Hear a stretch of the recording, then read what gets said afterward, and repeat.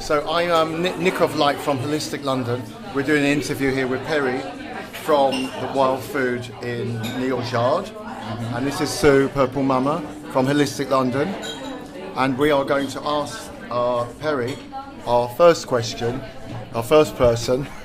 So basically, thanks for talking to us. No problem. Excuse me. We're going to ask, what do you do to save the planet? So does that involve working here? Is that part of it? You're in this organic food eating establishment. Is that part of it? Or do you not care about the planet? You're just here for wages? What's your answer? What do I do to save the planet? Well, before I feel I can save the planet, one of the things that I wanted to look into is saving myself. Okay. So that's how I got started into being in the raw food world, and it's kind of how I've ended up here in the Wild Food Cafe. Okay. But yeah, mainly I was kind of just thinking about how to save myself. Saving yourself? So saving myself basically was looking at my diet. That's how it first started. Yeah. And that happened about 6 years ago. Yeah. So I did a water fast. So before then I was eating meat. Pretty much having an average lifestyle, going to the gym, working out, but not really thinking about myself in terms of physically, mentally or emotionally and how that affects the planet. So it wasn't until after my water fast, I did a 7-day water fast. What, water only? Water only. I didn't know anybody who'd done it before. I've never heard of that. Never heard of it. I picked up a book and it was talking about water fasting and I thought that sounds like a good idea. But did you, after a few days, did you feel very weak or you just felt normal? How did you feel? Yeah, I was feeling weak. Yeah, oh my, can I imagine? Yeah, wow. But I had like this faith and this trust that something amazing was going to happen. Yeah. I didn't really have any expectations. I was journaling each day. How did you hear about a water fast? From a leaflet or? I used to work in the bar industry, cocktails, and I quit everything and started working in a holistic centre, in a Chinese medicine centre in Camden. Yeah. And I came across this book, it was on one of the shelves, and it was all about rejuvenation. So I was just reading this book. After being 15 years in the bar industry, I just really wanted to transform my life. So I went through this process. I just took it upon myself. As I said, I didn't know anyone who'd done it before. I thought I was going a bit mental maybe. I thought I'd give it a shot. Yeah. Probably the toxins, isn't it? The toxins. Well, when you it's a bit like a cold turkey. I totally went cold turkey. Maybe craving. Were you drinking alcohol before? Yeah, when I was in the bars and I was drinking heavily, partying most nights. Yeah. Lots of coffee, loads of coffee, this sort of thing. Average coffee, not too much. Yeah. Okay, so you could say that saving yourself is sort of like, then you can encourage other people to sort of maybe detox. Yeah, but what happened, what the amazing thing was, after the fast, I intrinsically just wanted to become a vegetarian. I didn't really know why. After that 1 week? After that 1 week water fast, I lost 25 kilos in weight. And I started to think about what I needed to eat. Because now I didn't want to eat meat, so I had to educate myself. Yeah, what about sugar? Were you taking sugar, like white sugar? I was. Yeah. Yeah. A lot of sugar? Maybe just a teaspoon in my coffee or something. Yeah. Because there's this thing now, that white sugar is really bad for you, that the body doesn't know what to do with it. Sure. And so it's just sitting there and it's trying to work out how to get rid of it. So I see white sugar as quite dangerous to people's health. I think it's sad that we're all sort of given it in a bowl and expected to put 2 or 3 spoons in, this thing. So did you give sugar up as well? So I gave everything up. I gave up sugar, I gave up meat, I gave up alcohol, and then eventually gave up dairy. And what I did, which was amazing, life-changing, I went to a place in Arizona called the Tree of Life. It's a holistic rejuvenation centre. And I was there for 3 months doing a raw food internship, learning how to prepare foods and how to be a raw food coach. So I was out in the middle of the desert. Yeah. Wow. Not knowing anything. lucky we interviewed here then, isn't it? Oh, I know. Go to Neal's Yard and meet this amazing person. Wow. So there I was in the desert for 3 months, surrounded in this raw food community. My God, you've gone to the extreme there. Yeah. To sort yourself out. Yeah, and I learned how to grow That's food. what we want to hear. A Holistic London. People making the effort, save themselves and everyone else by doing yourself. You know? And that's literally what it was. I had no idea. Yeah. So I learned how to grow food, I learned how to sprout foods, I learned how to do yoga, and also just think about the big picture, how my personal actions affect the planet. Oh, exactly. Oh, exactly. So, who else was there with you? What sort of people were there? Well, the founder is a guy called Gabriel Cousins. He's quite famous in the raw food world. Okay. And were you working here then? no, this was literally just after I quit the bars with my friends. Right. Okay. Yeah.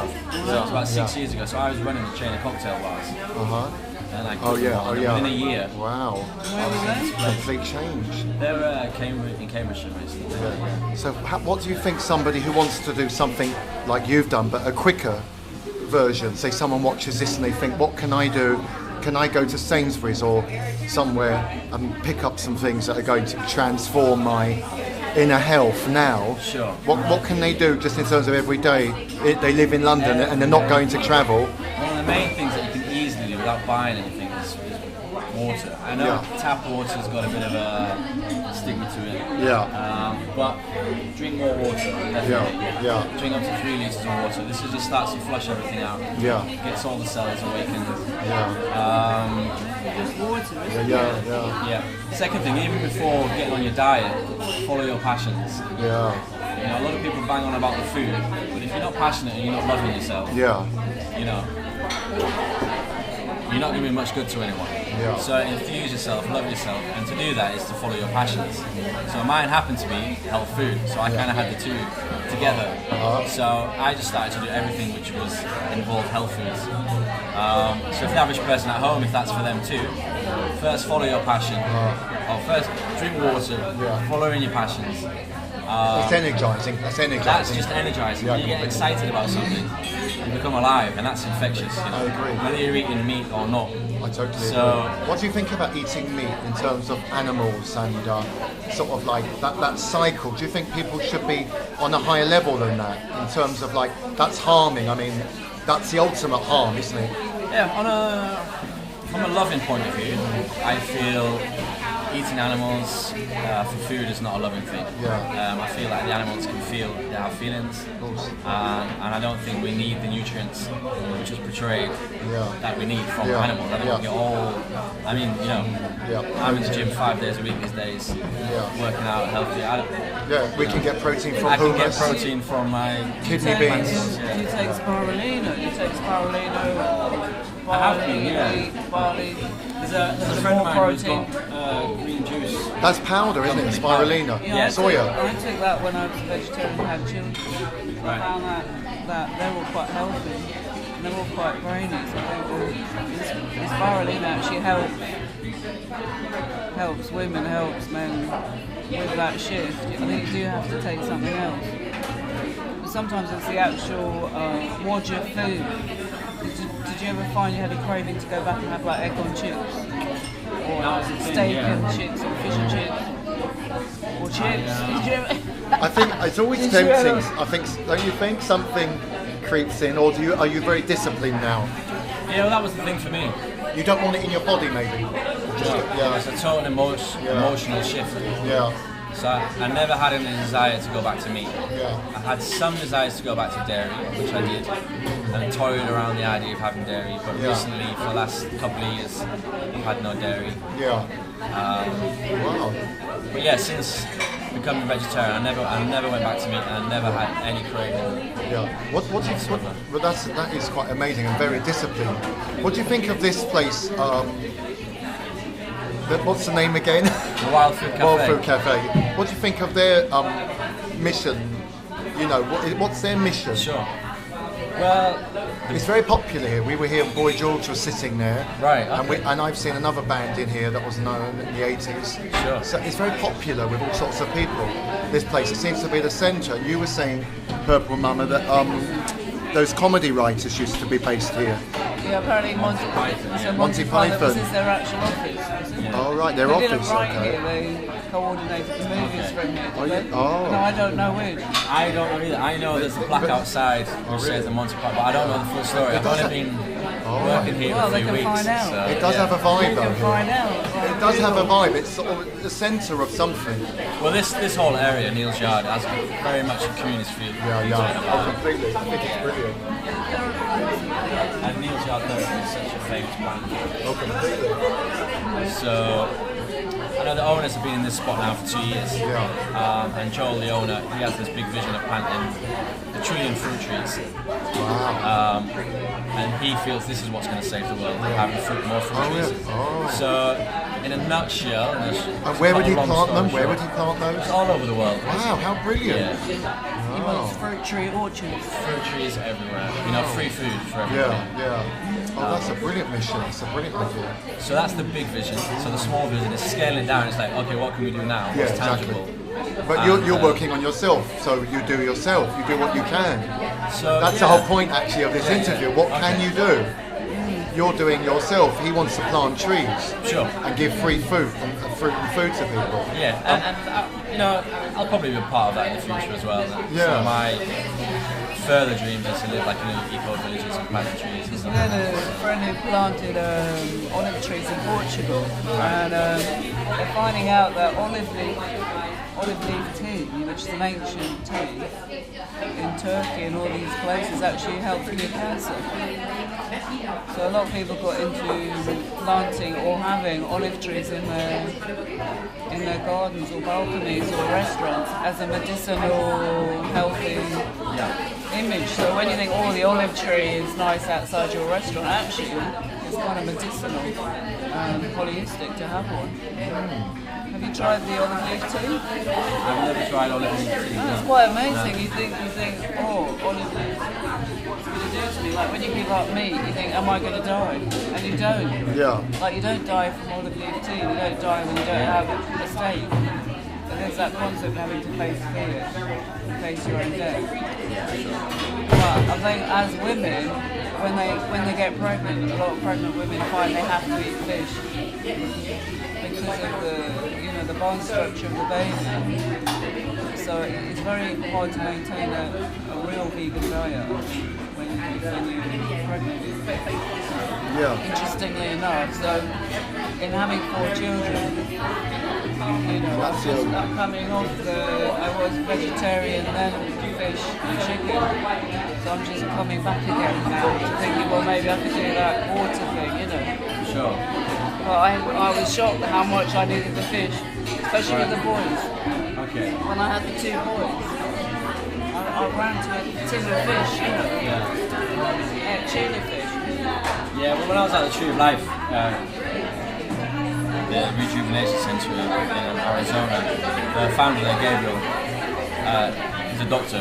He's dealt with many patients and pregnant women through the transition of the vegan diet.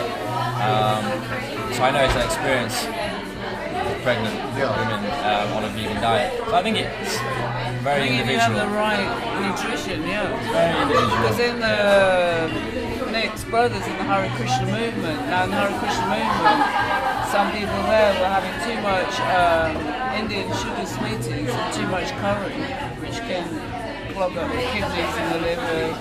So there wasn't always a healthy diet within the Hare Krishna. Being vegetarian, but if you were vegetarian with too much sugar, or vegetarian with too much spice, it could clog up the blood and the heart. And so I think the whole nutrition thing is still to be interconnected and looked at within the whole movement, isn't it? Because people were getting frustrated because they weren't eating properly. And they go, oh, I'm vegetarian, but they weren't eating properly. So you have to make sure, don't you, that you're getting your proper... I mean, there's so many different variations of the raw food diet.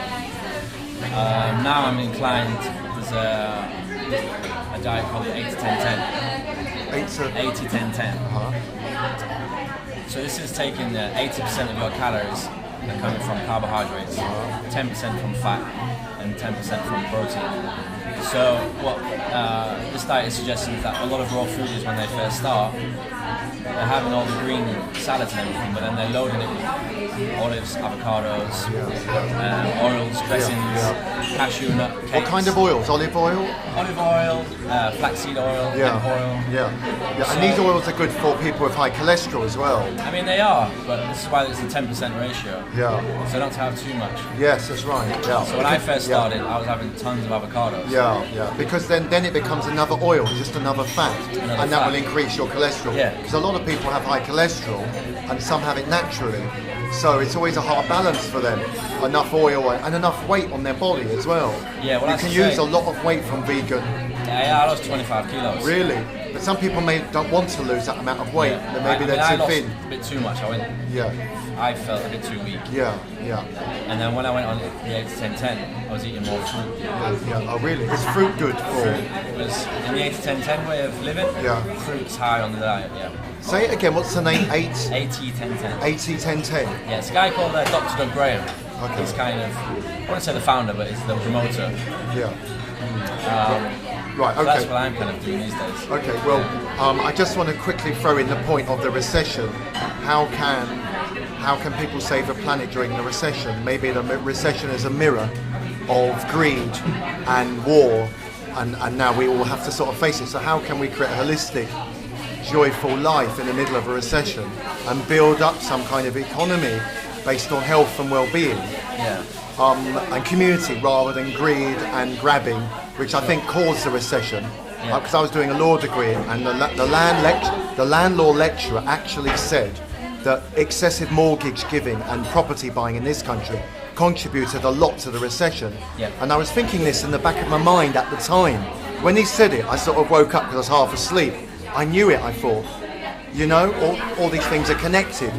So how can we sort of move forward with as a community and bring ourselves together to bring up the community rather than with wealth, with community, and maybe that would create trade and exchange as well naturally. This is what I think. What do you think about that quickly? Yeah. So we've got to stop then. Quickly, first of all, take personal responsibility. Yeah. Don't spend more than that you've got. Yeah. What about holistic growth and some sort of empowerment and progress financially? How can we create this, do you think? Well, following your passions and desires. Yeah, oh, definitely. And when you do that, okay, the big dream is you don't charge for what you do. Yeah. You allow for donations. Yeah. I don't want to have it maybe too soon, but just follow your passions and desires. And, you know... Okay, we're going to leave it there. Will give you the money. Yeah. Okay, thank you very much, Perri, for your interview. Let's hope the volume's loud enough. First time I've used this. Purple Mama there. Yeah, buy a field and plant some fruit trees. That's right. It's a good start. So thank you very much, viewers. See you soon.